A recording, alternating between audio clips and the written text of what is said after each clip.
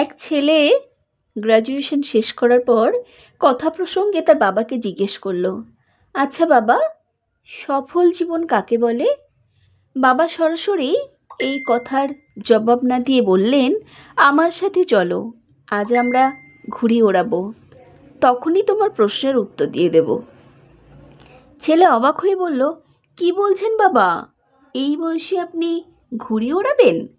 বাবা তখন ছেলেকে হাত ধরে টানতে টানতে বাড়ির পেছনের মাঠে নিয়ে গেলেন। সেখানে কয়েকটি বাচ্চা ঘুড়ি ওড়াচ্ছিল। বাবা তখন ওদের একজনের কাছ থেকে তার ঘুড়িটা চেয়ে নিয়ে ওড়াতে শুরু করলেন। তিনি লাটাই থেকে সুতো ছাড়ছেন আর ছেলে মনোযোগ দিয়ে দেখছে। আকাশে ঘুড়ি যখন বেশ খানিকটা উপরে উঠে যাবার পর বাবা তখন বললেন, ওই দেখো, ঘুড়িটা অত উঁচুতেও কেমন বাতাসে ভেসে আছে। তোমার কি মনে হয় না এই সুতোর টানের কারণেই ঘুড়িটা আরও উপরে যেতে পারছে না? ছেলে বলল, তা ঠিক, সুতো না থাকলে ওটা আরও উপরে যেতে পারত। বাবা আলগোছে সুতোটাকে কেটে দিলেন। ঘুড়িটা সুতোর টান মুক্ত হয়ে প্রথমে কিছুটা উপরে উঠে গেল, কিন্তু একটু পরেই নিচের দিকে নামতে নামতে দূরে অদৃশ্য হয়ে গেল।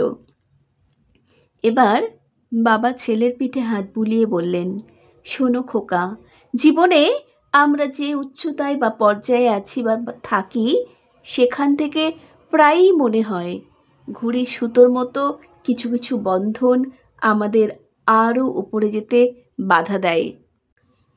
যেমন ধরো, ঘর, বাবা মা, স্ত্রী, সন্তান, পরিবার, বন্ধুবান্ধব, অনুশাসন ইত্যাদি। আর আমরাও সেই সমস্ত বাঁধন থেকে কখনো কখনো মুক্ত হতে চাই।